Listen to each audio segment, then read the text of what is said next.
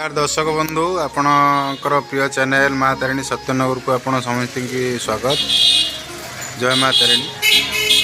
आज आपण मान आम आउ एक ब्लॉग नहीं आसो आम गहन आसिकी आमर जड़े मंदिर पूजक तथा साईर जड़े मुरबी हरिसार आसिकी हरिहर पंडा प्रिय आम हरिसार डाकू जो माँ भी से पूजक अच्छा किसी माँ विषय जाना। नमस्कार अपन परिचयटा देवे। हरिहर पंडा अवसर प्राप्त संस्कृत शिक्षक मानतीरा हाईस्कल आ मानतीरा विद्यालय अवसर नेबा परे तारिणीकर कार्य करने मनस्थ करी एवं तारिणीकर किसी कार्य करुँची माँकर जो प्रकार सब निर्देश थिला स्वप्नादेश थिला से कथा को से अनुभूति को सबू साउटिकी आमे ग्रामवासी माने समस्ते एकत्रित होई माँकर मंदिर कार्य निर्माण आरंभ करिथिलु एवं मंदिर कार्य मध्य चलीछि। किछि सहयोग किछि असहयोग मध्य मंदिर कार्यर निर्माण कार्य चलीछि एवं मंदिर कार्यर किछि जो बाधा उपजुछि आर्थिक समस्या से आर्थिक समस्या दूर करने आमे माने बहुत चेष्टा करुचु एवं समस्तंकर सहयोग कामना मध्य करुचु। एथिरे निर्माण कार्यर मुख्य भूमिका ग्रहण करिसंती आम ग्रामर जड़े मुख्य से होउचंती महेंद्र कुमार नायक। से व्यक्तिगत किछि अर्थराशि निज पॉकेट रु प्रदान करिसंती एवं तांकर प्रचेष्टार मंदिर कार्य आगे चलती। मंदिर प्रथम एठारे मंदिर को आमर ग्रामर जड़े स्वर्गत गोपाल चंद्र बारी ग्राम सर्वप्रथम ये स्थापना करते तारिणी की स्थापना करते जाऊ बहु घात प्रतिघात मध्य गति करी दीर्घ 50 वर्ष अतिबाहित हो जाता पर ग्रामवासी मानकर ज्ञान उदय है। से ज्ञान उदय है फल माँ गोटे स्थायी मंदिर निर्माण करने समस्ते चेष्टा करुणीकर अशेष कृपा लाभ करने समस्त भक्त बंधु को एवं आमर निकटर थिबा समस्त पड़ोशी मानक एवं किछि बदान्य व्यक्तिंकर सहायता कामना करुचु। किछि बदान्य व्यक्तिंकर साहाय्य मध्य मंदिर कार्य निर्माण में किछि विनियोग करा जायछि। सेति मध्यरु आमर दानगदीर जी अछंती ताको समस्ते पालुआ भाई कहती ना हूँ मदन मोहन नायक। सी किसी अर्थ प्रदान करिसेंती आम सन्निकट धवलगिरी स्कूल पाखे थिबा रथ ताको किसी अर्थ प्रदान करिसेंती। व्यक्तिगत भाव में से आसी जगह उपरे उपस्थित रही मध्य किसी देइचंती। आउ किसी बदान्य व्यक्ति को आम सहयोग कामना करुचु। से माने प्रतिश्रुति मध्य देइचंती। से माने प्रतिश्रुति पूरण कले आम मंदिर कार्य पूर्णांग हो बोली आम आशा व्यक्त करूँ।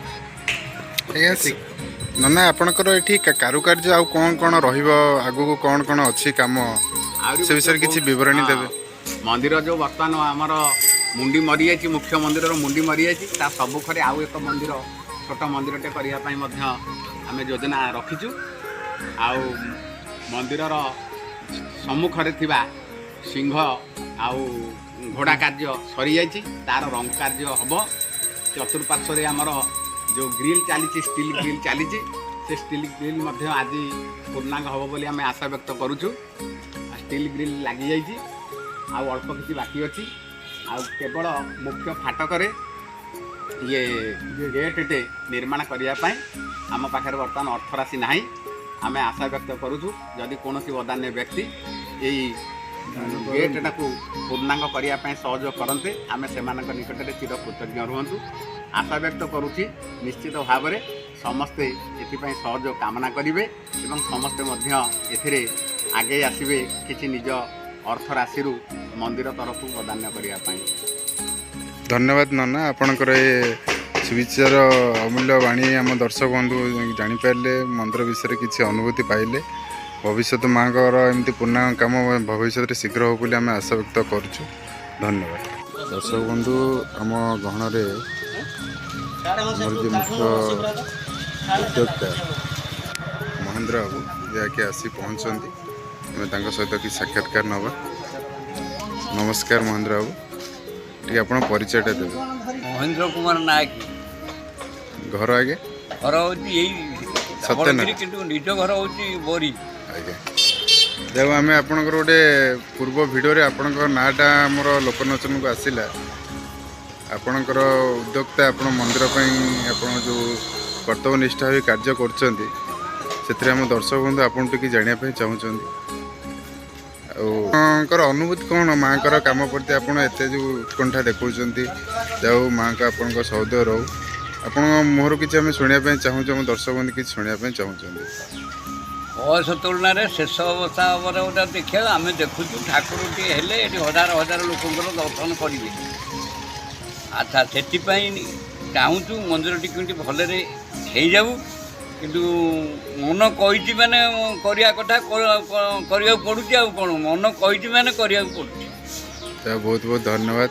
ଆପଣ ଏ ବୟସର ଅପରାହ୍ନରେ ବି ଆପଣଙ୍କର ଏସବୁ କାମ ଆମ ଦର୍ଶକମାନଙ୍କୁ ନିହାତି ଉତ୍ସାହ କରିବ। ଭବିଷ୍ୟତରେ ଯେଉଁଠି ବି ଗ୍ରାମରେ ଗ୍ରାମ ଦେବତୀ ହେଉଛନ୍ତି ସେ ଆପଣଙ୍କ ପ୍ରେରଣା ହିଁ ଆମକୁ କାମ ଦେବ। ଆଉ ମାଆଙ୍କ ଅନୁଭୂତି ବିଷୟରେ ଆପଣ ଏଠି ଯେଉଁ ଆପଣ କର୍ତ୍ତବ୍ୟନିଷ୍ଠା ଭିତରେ ମାଆଙ୍କର କିଛି ଅନୁଭୂତି? ମୋର ପରିବାର ସମସ୍ତେ ପ୍ରାୟ ମାନେ ଏଣ୍ଟାର ପରିବାରଟା ପୁରା ଠାକୁରଙ୍କ ଧ୍ୟାନରେ ସେମାନଙ୍କ ମନର ଭକ୍ତି ଅଛି। ସେଥିପାଇଁ ଆମେ ସମସ୍ତେ ଚିନ୍ତା କରିଛୁ ଯେ ମାଆଙ୍କର ମନ୍ଦିରଟି ମନ ହେଲା ଆରମ୍ଭ କରିକି ଏଇ ପର୍ଯ୍ୟନ୍ତ ଆଣିକି ପହଞ୍ଚେଇଛୁ। ଆପଣମାନଙ୍କ ସୂଚନା ରହୁଛି ଏଇ ଜାଗାରେ ଯାଜପୁର ଜିଲ୍ଲାରେ ବୋଧେ ମୁଁ ଭାବୁଛି ଆପଣମାନେ ଦେଖିକି ଜାଣିପାରିବେ ଏତେ ବଡ଼ ତାରିଣୀ ମନ୍ଦିର କେଉଁଠି ହେଇନାହିଁ। ହେଇଛି କିନ୍ତୁ ଏତେ ବଡ଼ ମନ୍ଦିର କେଉଁଠି ହେଇନାହିଁ। ସେଥିପାଇଁ ଆପଣମାନଙ୍କର ସମସ୍ତଙ୍କ ସଦିଚ୍ଛା ରହୁ ଯେ କେମିତି ମନ୍ଦିର ସବୁଦିନ ପାଇଁ ଉଜ୍ଜଳ ହେଇକି ରହିବ। ଆପଣମାନେ ଏଇଠି ମାଆଙ୍କର ପୂଜା କରିବେ, କିନ୍ତୁ ଏଇ ଛୁଆଙ୍କୁ ସବୁ ନେଇ ଏ ପିଲାମାନେ ସବୁ ଏ କମିଟି ଇଏ କରିକି ସମସ୍ତ ନିୟମ କାନୁନ ଯାହା କରିବା କଥା କରାଯିବ। କରିକି ଯେମିତି ଠାକୁରଙ୍କ ଉପରେ ରହିବ, କିନ୍ତୁ ମନ୍ଦିର କେମିତି ପୂରଣ ହେବ ସେଇ ଚିନ୍ତା ଉପରେ ଆମେ ସମସ୍ତେ ବର୍ତ୍ତମାନ ଅଛୁ। ଜୟ ମା ତାରିଣୀ।